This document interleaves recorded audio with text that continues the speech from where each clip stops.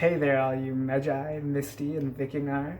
This is the first in a series of 3 videos I have planned in the new Assassin's Creed games. Together, Assassin's Creed Origins, Odyssey, and Valhalla offer a surprisingly accurate look at the AC franchise as a whole, both in the ways they break away from series conventions and embrace them. Despite how similar they seem on a surface level, however, each of the games have different design philosophies and narrative goals driving them, which makes comparing and contrasting their differences and similarities all the more interesting. I'll be starting with Assassin's Creed Origins, and, to cover it with the depth it deserves, this video will contain full spoilers for both Origins' main story and DLC. Before going any further, however, a serious disclaimer is in order. Last year, it came to light that Ubisoft, the developer and publisher of these games, protected and covered for abusers within the company for years. The abuse ranged from mental to physical, with workplace sexual harassment, racism, threats of rape, and assault being only a few examples of the systemic abuse covered up within the company. These Assassin's Creed games were developed under those horrific working conditions, so I want to be clear that any praise I have is directed at the many passionate and talented developers who made these games, not to Ubisoft as a company, and certainly not to any abusers. It's also worth saying that the creative director for Origins and Valhalla used his position at Ubisoft to have an affair with a woman who was unaware that he was married, and he did so using a Ubisoft networking event. This video is an appraisal of the hard work put in by the many, many other employees at Ubisoft who created these games under utterly unacceptable working conditions, not the abusers. Games with a scale and budget like these cannot have their successes attributed to any single person, so I still think there is value in analyzing them.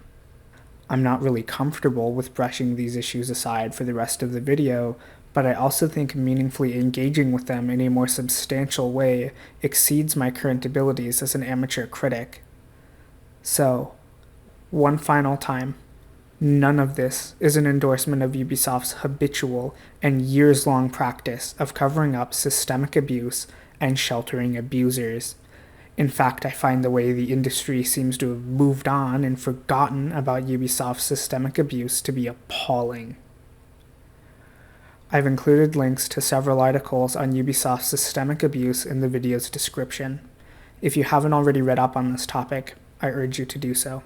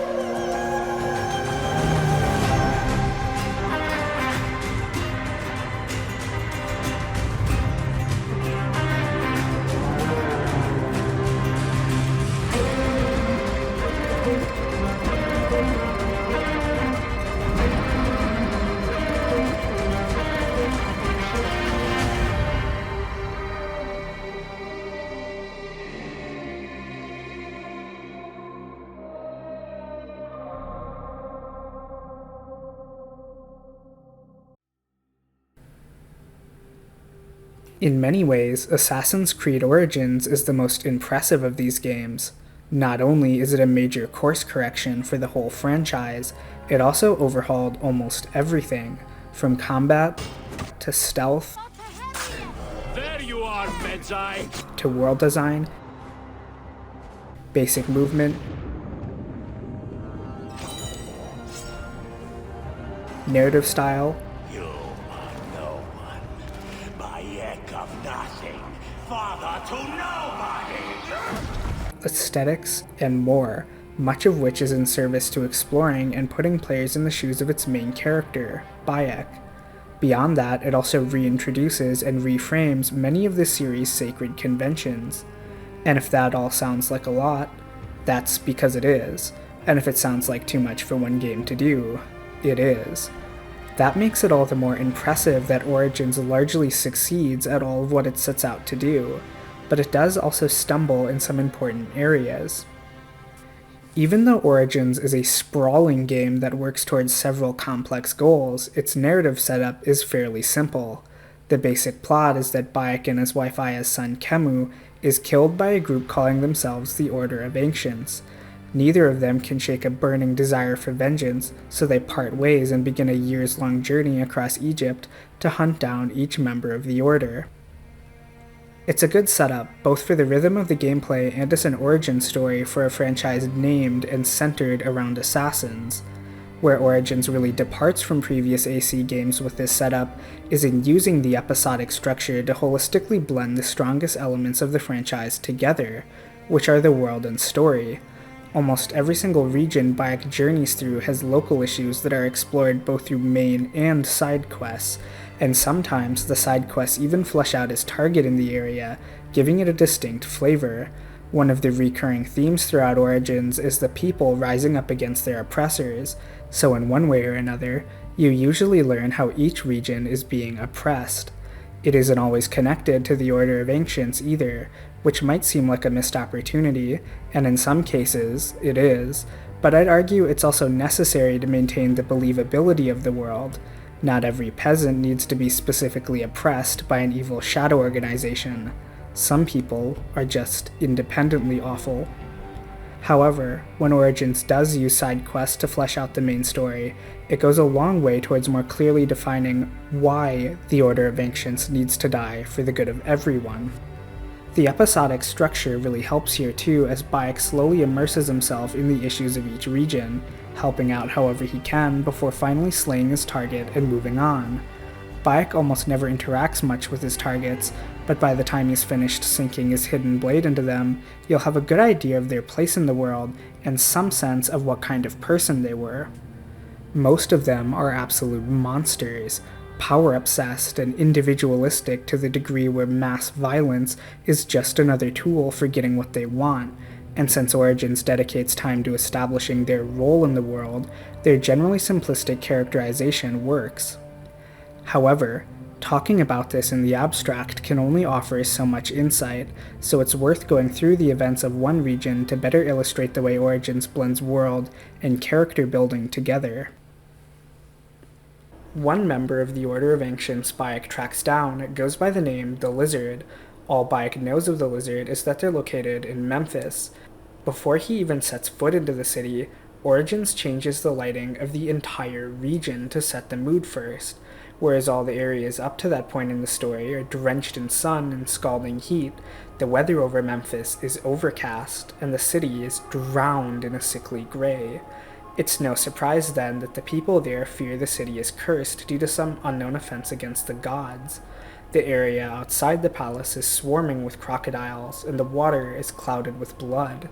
Bayek then assists a local in taking care of the crocodile problem, ultimately discovering 2 mercenaries were paid by the Lizard to spread death and chaos around the palace, which they accomplished by dumping mutilated body parts into the water to attract crocodiles. Another quest sees Bayek helping out a local baker, saving a taste tester, and foiling a plot to poison the High Priestess with tainted cakes. I love you. What? And I uncovered a plot to poison the Lady Timehotep, beloved of the High Priest. What? What? After that, he stumbles upon a local priest who requires his assistance investigating a tomb filled with demons. However, there are no demons to be found, just bandits and a putrid stench. Once Bayek dispatches the bandits, he explores the tomb and finds the stench is coming from a mass of rotting mummies, a grave crime against the dead. The mummy's wrappings are intact, which means someone involved in the embalming process is responsible, so he heads to the local temple to investigate the mummification process and uncover the guilty party. After talking to several of the workers, he concludes the issue is not with the processes of washing the bodies or removing the internal organs, it is instead an issue with the temple's natron, a chemical salt used to preserve the bodies. One of the workers confides in Bayek, telling him the natron has been mixed with sand, which is responsible for the rotting, and then he tells Bayek to investigate a nearby warehouse. When he arrives, it's revealed that the head of the local temple is responsible for sabotaging the Natron, but only because he was coerced into doing so by a local priest of Anubis, who mutilated his nose and threatened to do the same to his daughter if he wouldn't obey. The head of the local temple tells Bayek where to find the bandits who mixed the tainted natron, and after he kills them, the issue is put to rest for the meanwhile. I'm not going to cover the 3 remaining side quests in Memphis. Suffice it to say, one foreshadows the direction Origins will take late into the game by centering around a Roman slaver, and the other 2 share a similar theme to the previously discussed quests: religion. The crocodile quest might seem like an exception, but crocodiles were considered sacred for being the children of the god Sobek, which Bayek remarks on. Even without touching the main story in the area, it's established that the lizard likely holds a high social status and is poisoning Memphis through religious corruption. It isn't exceptional character or world building, but it does link the side quest to the lizard, giving them a greater sense of place and importance, while also lending Memphis a greater sense of identity and cohesion. As for the main story, the Apis Bull, a reincarnation of the god Apis, is as sickly as the rest of the city, and the high priest Bayek seeks out for information on the lizard has bought into the curse narrative wholesale. After taking part in a ritual to help the high priest's wife, which itself forces Bayek to confront a recurring religious nightmare of his, he meets up with his wife Aya, who has come to Memphis ahead of and at the behest of Cleopatra. It's fitting then for an area themed around religion and manipulation that Cleopatra is using her presence as a way to grant herself a more legitimate claim to the throne of Egypt, currently held by her brother Ptolemy, while Bayek and Aya work behind the scenes to hunt down the lizard and thus lift the curse afflicting Memphis. Cleopatra gets to publicly take all the credit. Eventually, Bayek and Aya discover the lizard is a priest of Anubis, the very one briefly mentioned during the mummy side quest, in fact. Bayek then kills the lizard, who said he cursed Memphis in service to the gods of old Egypt, along with some other things. You are a cow! With the lizard dead, the curse that gripped Memphis fades, along with the dour lighting, and Bayek parts ways with Aya to pursue his next target. Individually, the quests in Memphis are unremarkable, and the main story doesn't do enough to properly flesh out the lizard in a meaningful way, but what makes Origins work so well is the way it uses its episodic structure to give each region of Egypt its own small, self-contained narrative, while still gradually assembling larger character and narrative arcs. Cleopatra's scheming and willingness to brutally kill for the express purpose of claiming power shows she has more in common with the lizard than Bayek and Aya, despite still being their ally at this point in the story. Aya's appearance offers up some warm interactions between her and Bayek, while also adding some light friction to their relationship, and the side quest provides small bits of historical fiction and virtual tourism. The Rotting Mummies quest leverages Origin's unique setting to build an interesting side story around the mummification process, which is something few people are even slightly familiar with. Far and away, the greatest strength of the Assassin's Creed franchise is the way it lavishly recreates places and times long past. So actually coming up with historical fiction side quests sets Origins apart from both games outside the franchise and inside of it, since none of the others share the same setting. Entertaining side quests and decent plot structure aside, what truly ties all of Origins together is its main character. While Bayek is forced into the plot by the death of his son Khemu, it exists more for character motivation rather than player motivation. It is not peace that I seek. It is not for my soul that I walk this path. The emotional core of Origins is Bayek. Because the story takes place over a course of years, however, it means Bayek cannot be an endless fountain of grief and rage. Khemu's death is a shroud that hangs over him as he journeys through Egypt in search of vengeance, but it exists to inform his character, not define it. When Bayek interacts with others, he's personable and genuinely takes an interest in the problems of everyday people. His role as a Medjay, essentially a roaming protector, feels less like a job for him and more like an excuse he uses to help others. Despite how much pain the loss of his son causes him, Bayek is still a very hard-on-his-sleeve kind of character. He's straightforward and honest with people. He doesn't play games of deception or intrigue. With characters he likes, he even lets his sense of humor start to shine through too. Bayek is interesting because his kindness is not one-dimensional. He generally tries to help everyone he can, but there's more to his kindness than just that. It's the way he interacts with people and will stand up for those in need without a moment's hesitation. He kneels down when he talks to children so he's less imposing, and he doesn't talk down to them either. It doesn't matter how insignificant the person is or how small the problem is. If they'll only ask for help, Bayek will give it. When someone else is suffering, it's pretty clear through body language and line delivery that Bayek really feels for them. He truly empathizes with them, maybe even due to his own suffering. Throw a stone in any direction and you'll find dozens upon dozens of Boy Scout characters, but what makes Bayek so special and so appealing is the quality of his characterization. For instance, one of the best things Origins does for Bayek's characterization is that he almost never asks for a reward. He constantly puts his life on the line, but doesn't expect or want anything in return. Helping others is rewarding enough. In this way, Origins also benefits from a lack of player choices. While Origins has ambitions towards being a role-playing game, more on that later, there are no dialogue or narrative choices throughout the game, meaning Bayek's actions are entirely his own. Where in other RPGs, doing a quest without taking a reward is a frequent choice, it comes off as rote and boring because it is a decision the player makes, essentially asking you to be good or bad. By not asking and having Bayek act on his own, it's conscious characterization rather than a player's obligation to make the right choice. Even though Bayek has a genuine warmth to him, his grief and rage does still eat away at him, which is expressed through his violence in the story and gameplay. Whenever Bayek kills one of his targets, he has a final confrontation with them in the Duat, the realm of the dead. There's a lot of visual spectacle in these confrontations, both because the assassination is the culmination of Bayek's journey in that zone, and because it fits as he loses control of his emotions.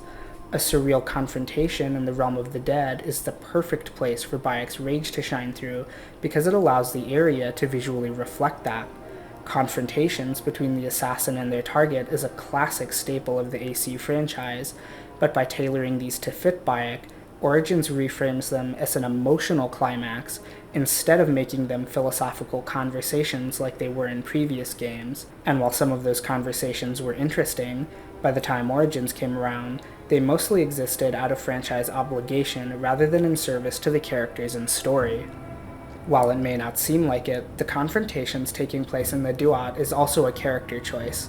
In previous games, the confrontations took place in a space reflective of the science fiction framing of the franchise, rather than anything character-related. Origins is the first mainline entry to frame these confrontations around the main character's perception of death. Bayek believes in the gods and religion of ancient Egypt, and since the game is built around Bayek's character, the confrontations are viewed through his perspective. This is something worth examining in a bit more depth, too, because Bayek's religious beliefs anchor him to the world and story. You could not remove him from the setting and place him in another without fundamentally changing his character, because Bayek doesn't just believe in his gods, he kills for them, too. There's a side quest that involves a group of criminals slaughtering crocodiles and using their mummies to smuggle goods, and in return for murdering Sobek's children, Bayek kills them too. On one hand, I don't think many people will care much about Bayek killing the smugglers since murder is such a standard interaction in most video games, Origins included, but on the other hand, killing people for killing crocodiles is pretty extreme. Yet because of Origin's setting and Bayek's belief, it adds to his character. His warmth and kindness exist side by side with his willingness to spill blood in service to his gods. It's good character writing because it doesn't saddle Bayek with anachronistic beliefs to make him more relatable. Origins prioritizes keeping him authentic to his setting. I'm not cherry-picking with that side quest either. In my relatively short playthrough for this video, there are at least 3 side quests I can think of off the top of my head where Bayek kills for his gods. Another open-world game that came out in the same year as Origins is Horizon Zero Dawn. Horizon's protagonist, Aloy, from the get-go, knows all the religions of her world are fake. There's basically nothing to Aloy's character that grounds her to Horizon's world, so much so that you could copy and paste her into any number of young adult stories with only minor changes. This isn't a practice exclusive to Horizon though, so the comparison isn't meant to put it down so much as it's meant to highlight Origin's willingness to give Bayek some grit if it makes him a better character. Religion is something that's rarely handled well in fiction, and especially games, so you'd best believe few stories are going to make their otherwise likable main character kill for theirs. Outside of making Bayek a more morally complex character, Origin's handling of his religious beliefs is a good representation of the single strongest through line for the whole game, that much of it is in service to exploring Bayek's character. The combat, for instance, is noticeably more brutal than previous games in the franchise, with Bayek getting soaked in blood from head to toe. The combat finishers also reach a level of brutality that few, if any, of the other AC games reach, as they are truly excessive in their violence. And unlike many games, this isn't done just to make the combat more satisfying. One of the things that genuinely troubles Bayek and makes him worry for his own soul is the pleasure he derives in killing. He fears he won't be able to reunite with his son in the afterlife because his heart will be too heavy with the weight of his sins. Part of why the violence is so brutal and bloody in Origins is because Bayek interrogates his own bloodlust. I don't want to be disingenuous here though. I do think the way combat exists is also a way to make a more satisfying and fun gameplay experience for players, but the end result still feels tailor-made to suit Bayek. Where so many of the previous protagonists in the AC franchise felt like unkillable gods with either regenerating health or instant heal items, Bayek feels much more mortal. His battles are hard-won, his kills messy, and his brushes with death are many, which is emphasized by the combat in Origins being built around high damage and minimal healing. There are no items to heal with, and Bayek's health only regenerates in segments, so if his health drops from the third health segment to the second, he will only be able to regenerate health up to the second segment. There are some weapons that regenerate health with damage that basically break the system, but they only become available late into the game, and there are only a handful of them. And even then, they become necessary tools to keep up with the escalation of combat, rather than a way to annihilate its balancing. The sheer lethality and danger of the combat emphasizes careful consideration over your actions, such as knowing when to attack, when to defend, and even when to run away.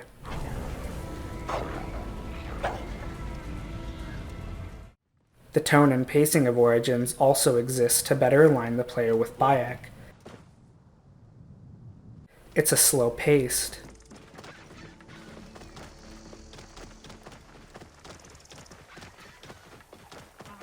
moody, You cannot kill me, for I walk among the dead. Come forth by day, and I will guide you home. My son should have learned this prayer from me. contemplative game.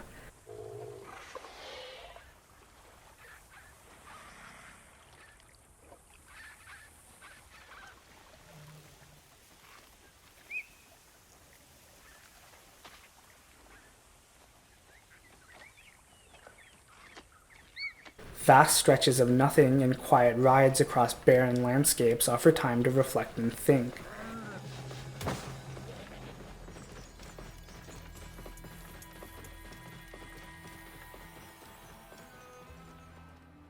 There's a real loneliness to Bayek, which gets expressed through his body language. When he looks at the constellations, he remembers his conversations with his son and pulls his hand close to his chest before inevitably being forced to move on. When he walks through fields of reeds and wheat, he extends his hand to feel them brush gently against him. When he rests, it's deliberately framed as meditation, not sleeping. The downtime he is given only serves to further highlight his loneliness. Bayek's warmth when interacting with other characters, especially those in side quests, helps emphasize this when he's finally forced to leave and once again take up his vengeance quest. His journey across Egypt is a long one, and his interactions with any given person are fleeting. If his life had never been so violently disrupted, his warm interactions with others would be how he spends most of his time, instead of being forced to leave them behind. Bayek longs for the comfort of home and the warmth of his family, but through circumstances out of his control, he's damned to a life of solitude and violence. Really feeling Bayek's loneliness is important to Origins for more than just the mood of the experience, however.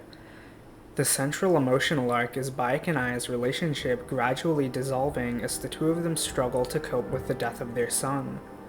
In the early parts of the story, Bayek and Aya fill a void in each other's lives. No one else truly understands the trauma they've experienced and their need for vengeance. As the story progresses, however, so too does the distance between them. The distance is there from the start, though. When Aya is first introduced, she immediately tops Bayek and then hushes him up as he starts to talk about how important they are to each other with their son gone. Both of them are starved for intimacy, so it doesn't seem worth reading into, but it's actually a recurring thing throughout the story. Bayek and Aya don't know how to talk to each other. They rarely talk to each other about important matters, and tend to talk the most when they are out doing a task, but whenever they start to stray into uncomfortable territory, they avoid confronting the issue by having sex. There's a small exchange they have towards the end, where Bayek broaches the topic of returning home after they claim vengeance for their son. As Aya tells him she won't go back until their work for Cleopatra is done, he interrupts and suggests they have sex.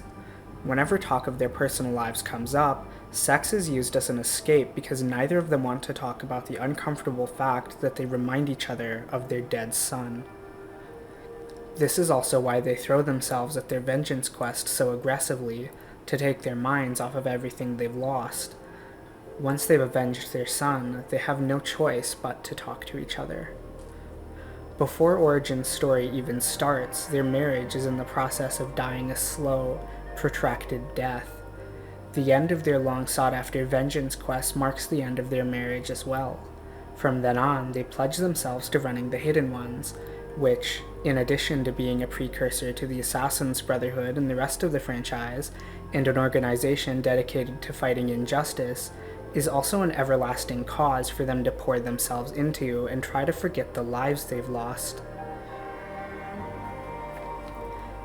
As far as Origin's broader thematic goals go, since it exists as a soft reboot for the franchise, one of its goals is fundamentally reevaluating what the entire Assassin's Creed series is about, and figuring that out required a willingness to cast aside series traditions and hold nothing sacred. Personally, I think that's the right mentality to have to avoid stagnation, which the AC franchise certainly hadn't by the time Origins came out. However, beyond just a willingness to throw anything and everything on the chopping block, Origins pretty thoroughly deconstructs, demystifies, and rejects much of the series' iconography, tropes, and themes, right down to the franchise's most sacred icon, the Hidden Blade. From the start, the AC franchise framed the Hidden Blade as a physical representation of the assassins' sacrosanct commitment to their cause. The commitment was so sacred that assassins were required to cut off their ring finger to use the Hidden Blade effectively. Well, to Bayek and Aya, the two founders of the entire Order of Assassins, the Hidden Blade is nothing more than cold steel. In fact, the entire ritual of sacrificing one's ring finger for the blade originates from Bayek botching his first assassination with it, accidentally cutting off his finger when he uses it in a panic. Ironically, this does symbolize the death of Bayek's marriage, but that's a meaning specific to the story of Origins. For the franchise as a whole, the Hidden Blade is recontextualized as being nothing more than a tool for murder. The entire act of self-mutilation is devoid of any deeper meaning. At the end of the game, when Bayek and Aya found the Hidden Ones, the other members cut off their fingers to symbolize their commitment to the cause, but it's not something Bayek or Aya even ask for or want. The scene even shows Bayek trying to discourage them. And as far as tearing down the icons and tropes of the franchise, that's only the beginning. The iconic outfit of the assassins that has been adopted for most of the games in the series is based on Bayek's basic clothes, a practical outfit for his life in Egypt, but not some sacred attire that demands replication throughout different eras in time. This might seem like a petty thing to dwell on, but I'm still going to do it anyway because Assassin's Creed II, Brotherhood, 3, and 4 all specifically replicated the incredibly original outfit of white robes with a hood for their respective time periods because of how core it had become to the series' branding, and at the very least, Origins just doesn't care. Bayek's outfit is actually kind of ratty and beyond well worn. His hood is missing the series' specific stylization for it too. It's just a hood. The first Assassin's Creed was where the outfit started, so in a way, Origins is actually emulating that, but I think it is meant as a rejection of that part of the series' branding, rather than a reintroduction of it, especially because of how plain Bayek's outfit is. I have no doubt artists and character designers slaved over Bayek's character design, but given the context for how much Origins tears into the series' icons, I don't think his outfit is meant to be a continuation of the series' branding, especially since the team's next game, Valhalla, doesn't even try to emulate his outfit for its main character. The actual logo for the series gets robbed of any inspiring meaning in Origins as well. The weird little triangle thing that's been plastered onto the box art of so many of the series' games, either literally or representationally through character poses, is revealed to be the symbol of the assassins purely by chance because Bayek dropped a hawk skull in the sand and Aya liked how it looked. Bayek does drop the skull after telling Aya that he's casting aside his life as a Medjay husband and father so that he can fully pursue running the Hidden Ones. Needless to say, if that's what the AC logo is meant to represent, it casts a dark shadow over the entire organization. Rather than symbolizing freedom and standing up to the unjust, the logo represents the death of Bayek and Aya's marriage, personal lives, and family. The Hidden Ones is an organization built atop the shattered lives and tragedy of its very founders. And finally, Origins also rebukes one of the core themes of the franchise, one that's awful too, which is the importance of bloodlines. The first few AC games were obsessed with bloodlines. The entire present-day story centered around Desmond Miles, a boring schlub who is actually the most important person to ever walk the earth because of how badass and important his ancestors are, so by blood he's destined to be the savior of the world. That's not even my interpretation of it either. Assassin's Creed 3 basically says as much in its opening. So, since Bayek and Aya are essentially the two most important assassins by virtue of them founding the entire order, Origins has their bloodline die with them. The Hidden Ones can't be a family dynasty or legacy for Bayek and Aya because they have no blood relations to carry it forward. Instead, they found the Hidden Ones with their purpose and origins being regular people standing up to their oppressors. What makes the Hidden Ones remarkable is that they aren't. They're just ordinary people who are willing to give up their lives to fight against injustice. It's actually so important to Aya that the Hidden Ones are defined not by them, but by their cause, that she forsakes her very name. The two of them ensure their names are lost to history, which is a far cry from the way earlier AC games idolized their protagonists. The best armor you can get in AC2 is Altair's, the protagonist of the first game. Origins both cares too little for franchise traditions and cares too much for its own characters to deny them their humanity by reducing them to idols. And really, the humanity of Origins is what elevates it to being a great game instead of just an okay one. A great example is its DLC, The Hidden Ones, which picks up some of the slack left by the original game's messy ending. The heart of Origins is Bayek and Aya. However, the base game's ending focuses on the formation of the Hidden Ones and the assassination of Caesar, not their relationship, something that the Hidden Ones DLC rectifies. But the first half of the DLC is not great, for a variety of reasons. To start with, the first 3 main quests are all kill contracts that have little in the way of character development or compelling gameplay scenarios. The last one, where Bayek and the leader of a local rebel group get to interact as they work their way through a pyramid in the process of being torn down, is good, but like much of the DLC, it's brief, though I still appreciated the switch up. If the DLC added anything new to the gameplay, the kill contracts might not have felt so tedious, but they added nothing new to the mechanics, so it's all the same. The DLC also reincorporates some of the series' branding too, so here's where I have to apply some caveats to what I talked about earlier. First off, Aya's replacement name, Amunet, is a reference to a statue in AC2 of the assassin who killed Cleopatra, meaning my point about Origins not idolizing its protagonists isn't bulletproof. I do think it's meant as a fun reference over lore reverence, but it's ultimately too subjective to be worth spending more time on. Something that is also not worth spending time on is Bayek's snazzy new outfit. But I'm still going to talk about it. The DLC takes place 4 years after the base game story ends, and in that time, Bayek gets a new outfit that does have the series-specific Mr. Cool Guy stylization for the hood. Every single one of the hidden ones also sports the, assassin uniform. But Bayek gets crucified and the hidden ones have their base burned down, so truly no deed goes unpunished, especially recontextualizing what I said when talking about recontextualizing a hood. Aside from a lackluster first half and Bayek's new hood, the Hidden Ones DLC is actually pretty good, if only because it offers more closure than the base game. Bayek confessing his doubts about the worthiness and success of their cause to Aya, after everything they've lost and sacrificed for it, is unexpected but powerful because it communicates just how much of a toll it's taken on him. Despite how much purpose the cause of the Hidden Ones gives him, it still can't replace his family and make him feel less alone. No one knows this more than Aya, however, so her speech to the Hidden Ones about the enduring value of their cause does a decent job wrapping up the origin story of the franchise while also serving as her answer to Bayek. Their cause being just doesn't change the fact that it's cost them everything, though. Aya doesn't wear her heart on her sleeve the way Bayek does, so for her to show visible anguish as she pulls away from Bayek's embrace emphasizes the tragedy of their story one last time. Bayek and Aya love each other, but for their sacrifices to mean something, for the cause of the Hidden Ones to endure, they have no choice but to be apart. It's honestly the perfect note for Origins to end on.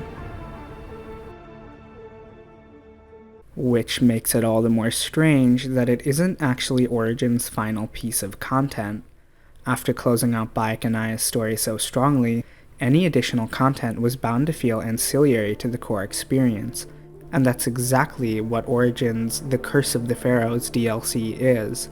Both narratively and mechanically, Curse of the Pharaohs is entirely extraneous. It is worth talking about, however, because the ways it fails to be compelling highlight what makes the rest of Origins work. Curse's most obvious failure is its narrative, which is a drawn-out hunt for a MacGuffin that allows Origins to close out its ancient Egypt sightseeing with a trip to Thebes and various afterlives. To be honest, Curse is in the unenviable position of drawing blood from stone since Bayek's story has nowhere left to go, and its existence as a mythology romp isn't exactly in keeping with the rest of Origins. All of this is to say, Curse is basically a theme park driven by its gameplay and locales, which would be fine if Origin's gameplay was strong enough to carry it, but the strength of its gameplay is in how it complements the story, not its mechanical complexity. Combat, for instance, is fairly simple. Bayek only has a handful of attacks he can use, and there isn't any interplay between them, meaning the main difference between his 4 different types of melee attacks is damage.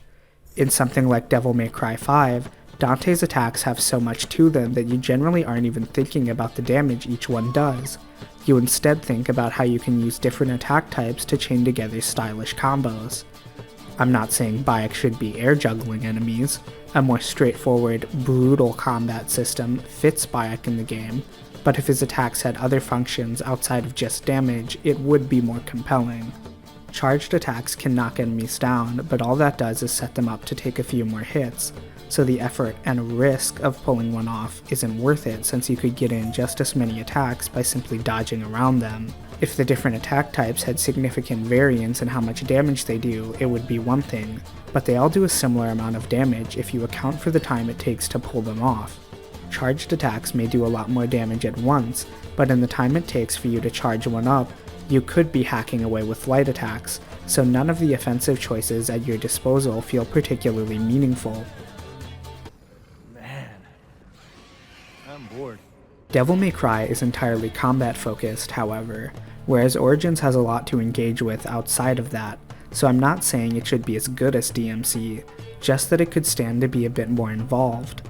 The simplicity of the melee combat doesn't matter as much in the base game, because Origins' other elements, like its story, can pick up the slack, but because Curse of the Pharaohs is more gameplay focused, it brings the melee combat's inadequacies to the forefront of the experience. By contrast, the ranged combat options have a bit more to them. The 4 different types of bows make things a bit more interesting, and Bayek can have 2 of them equipped at any one time. They're actually kind of comical with how they function because the different bow types feel like stand-ins for different types of guns. Though I don't mind that because it means each bow has a different reason to use it. The hunter bow functions like a standard bow, but the light bow functions like a burst machine gun with Bayek rapidly firing arrows.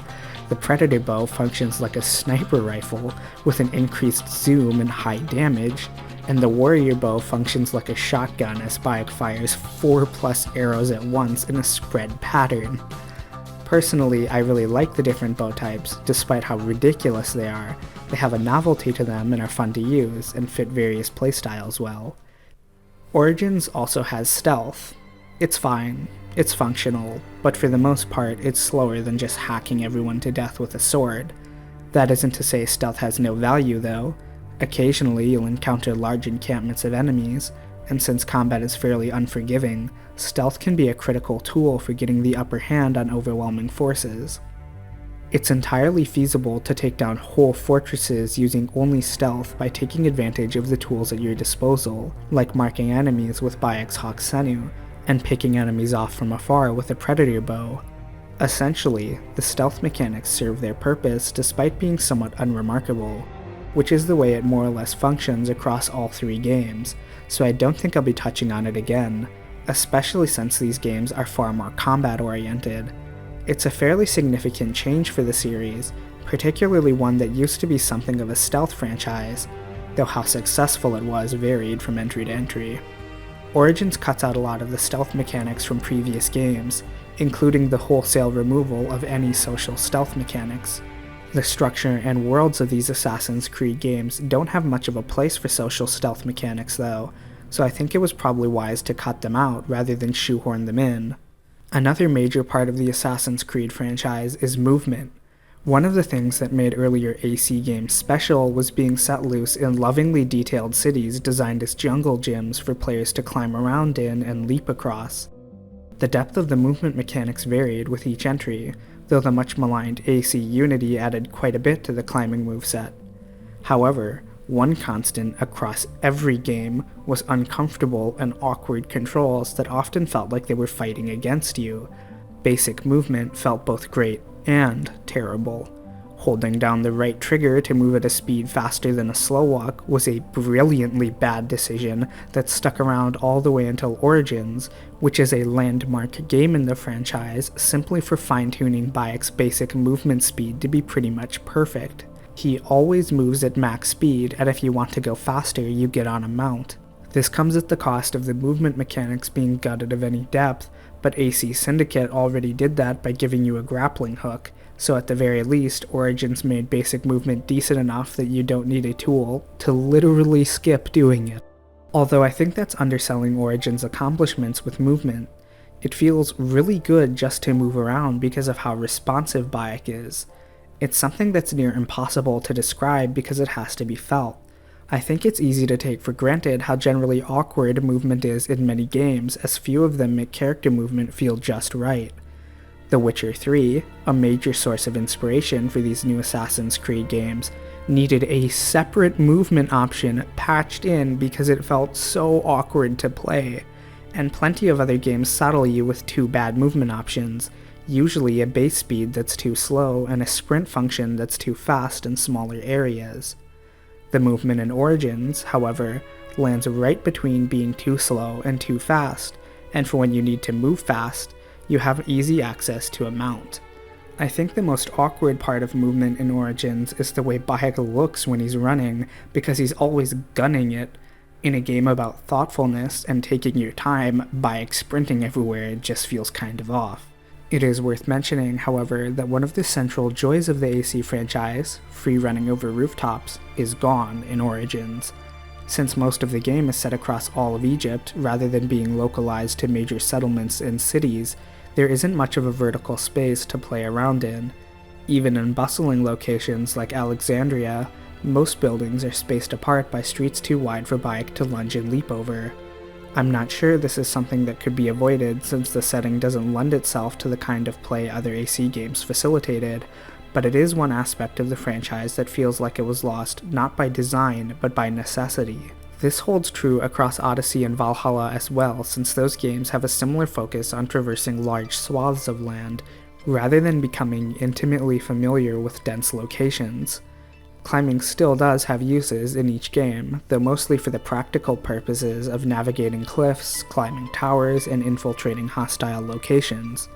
The presence of climbing adds a lot to these new games simply because of the freedom of movement it provides. Verticality never poses a restriction on your movement, so it makes moving through the game worlds feel a lot more open-ended than other open-world games. The climbing mechanics may have been simplified, but they still serve their purpose well. Now, the core gameplay of Origins being simple isn't inherently a bad thing, but it does wear out its welcome towards the end of the base game, so extending the runtime another 10 hours minimum for Curse of the Pharaohs without the strong narrative and character work of the base game is one hell of an ask, and then to add nothing new to the gameplay on top of that is just plain unreasonable. Since Curse of the Pharaohs is gameplay focused, however, it had a chance to incorporate elements of the franchise that couldn't work in Origins. At least half of the DLC takes place in mythical afterlives, so things like real-life historical architecture and city layouts don't need to get in the way of gameplay. The DLC has 4 different afterlives too, and none of them shake up the gameplay rhythms in a meaningful way, which is a real shame. Social stealth could have been implemented, with Bayek perhaps trying to blend in with the dead so that the Guardians of the Afterlives don't notice him, and since the areas are surreal as is, level design could have been shifted to accommodate the jungle gym design of previous games. I don't think Origins is worse off for losing those elements in the rest of the game, but literally anything that would give Curse of the Pharaohs a more distinct gameplay identity would be a clear upgrade in my book. Because Curse of the Pharaohs plays things so safe by simply being more Origins with a throwaway story, however, it inherits and exacerbates every single issue the game has, and so far I've only talked about the gameplay I considered good in the main game. Origins does have some particularly annoying gameplay features that fail to benefit the wider experience, let alone offer satisfaction in and of themselves. As I said earlier, these recent Assassin's Creed games draw a lot of inspiration from The Witcher 3, which means they each have varying aspirations towards being a role-playing game. Origins' interpretation of what it means to be an RPG is rooted in some of the worst artifice of the genre, though many RPGs, especially the Western RPGs that Origins draws much of its inspiration from, are heavily influenced by stats. Origins mimics many of them without understanding why they are stat-dependent in the first place, which is seen by the way it has one stat overrule every single other one, that stat being player and enemy levels. In Origins, if any enemy is 5 levels higher than you, they are, for all intents and purposes, impossible to kill. It doesn't matter how many times you hit them because you'll wear out your mouse or controller before they die, assuming they don't one-shot you first. While some RPGs use similar level gating to guide the player's progression through the story, I cannot think of another game that hard-locks the player out of areas like this. I think Origins picked up this practice from The Witcher 3, which also arbitrarily assigns levels to different regions rather than having a more nuanced approach to world design by using different enemy types and starker challenges to define the difficulty of areas. Witcher 3 doesn't hardlock you out of higher level areas though, and your success and failure is more gear dependent rather than strictly level dependent. However, Witcher 3 also designed its areas so that you have to go out of your way to get curbed by higher level enemies. There are some exceptions, but they are few and far between. Origins, on the other hand, is uniquely bad because there's nothing else that separates high-level areas from low-level areas. The game only has a handful of enemy types, so you don't get your teeth kicked in by fearsome new foes, you get them kicked in by the exact same enemies with a skull next to their health bar. It is artificial in the worst possible way because of how it negates everything else, be it player skill, gear, and every single other stat. The issue is exacerbated by the way zones are placed, because zones outside of your level range exist right next to the ones you are meant to be in. All it takes is accidentally crossing over the invisible border between zones to get one shot by a bandit in rags with a rusty sword. The level gating also harms Origins as an open world because it means the world isn't really open. Origins could not even let you enter high-level zones and it wouldn't change a thing, outside of maybe making level gating less frustrating because you can't wander into a high-level area without knowing. Though it is something of a meme now, Todd Howard's famous quote about Skyrim, "That mountain is not just a backdrop. You can walk all the way to the top of that mountain," really gets at the heart of what makes open worlds so appealing, which is the freedom to go wherever you want, whenever you want.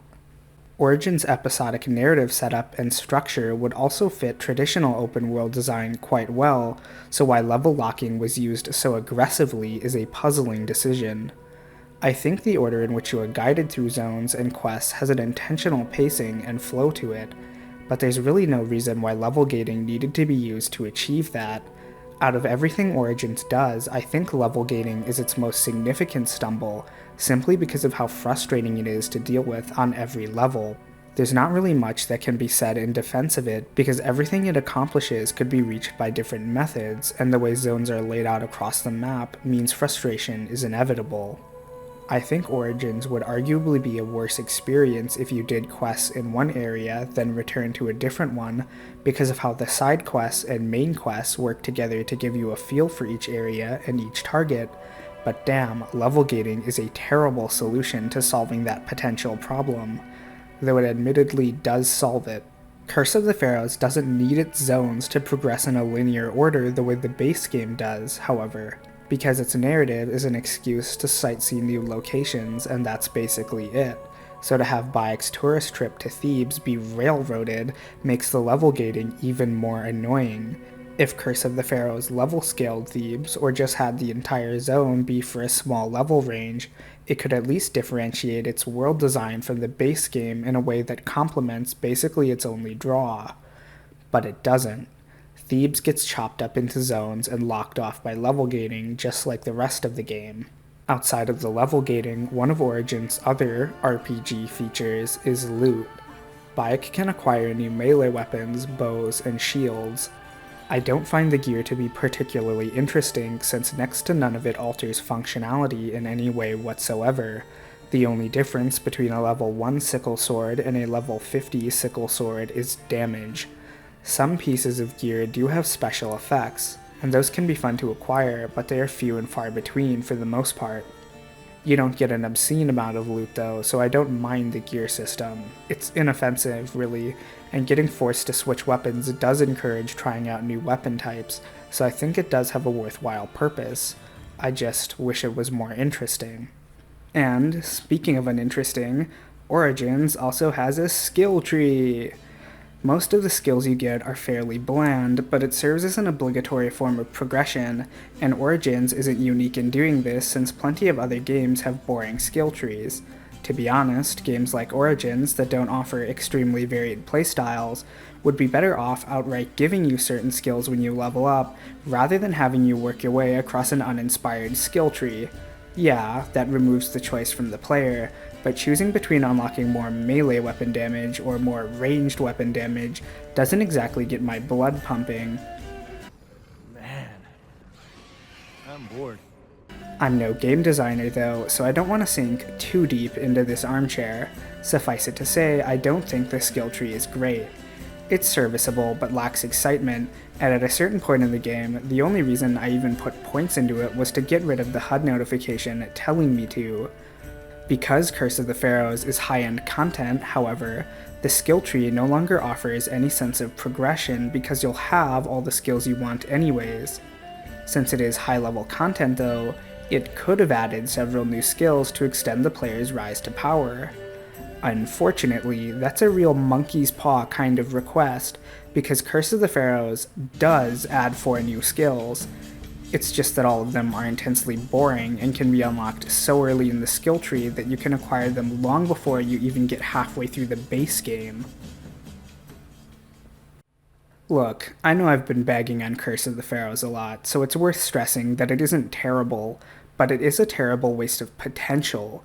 As an experience separate from the grander story of Origins, it fails to compel not because of its focus on gameplay, but because it doesn't add anything new to the mix. It is an additional 10 hours of Origins without an interesting narrative or mechanical hook, which means it's basically just a carnival of content checklisting. Some of the new locations are stunning, for sure, but not so stunning that they can sustain the grind of completing content so that you can level up enough to churn through even more content until you've finally been allowed to see all of the new areas. Curse of the Pharaohs was destined to be extraneous to the core experience, but if it had at least tried to do something, anything new, it could have offered a fresh take on the core gameplay experience in addition to some pretty locales. The fact that it doesn't is emblematic of the overriding issue with Curse of the Pharaohs. It's content to simply be more Origins without the ambition and sense of vision that made it so compelling. In the base game, when individual mechanics, systems, or story beats falter, nothing is so disruptive that it ruins the experience as a whole. I love Origins not because of any one element, but because of the balancing act it does of juggling world building, historical fiction, atmosphere, character studies, franchise introspection, and using gameplay mechanics to enrich the experience through both their presentation, context, and structure. With so many different priorities to manage, Origins inevitably slips up, but if there's any one major takeaway from Curse of the Pharaohs, it's that Curse being comparatively less compelling is a testament to how, more often than not, Origins maintains its careful balancing act. Sure, it's a jack of all trades and a master of none, but much like the Hidden Ones, its strength lies not in the individual but in the greater whole. For Origins to get so much right on such a scale in the context of a franchise soft reboot and as a first stab at most of it is an incredible accomplishment.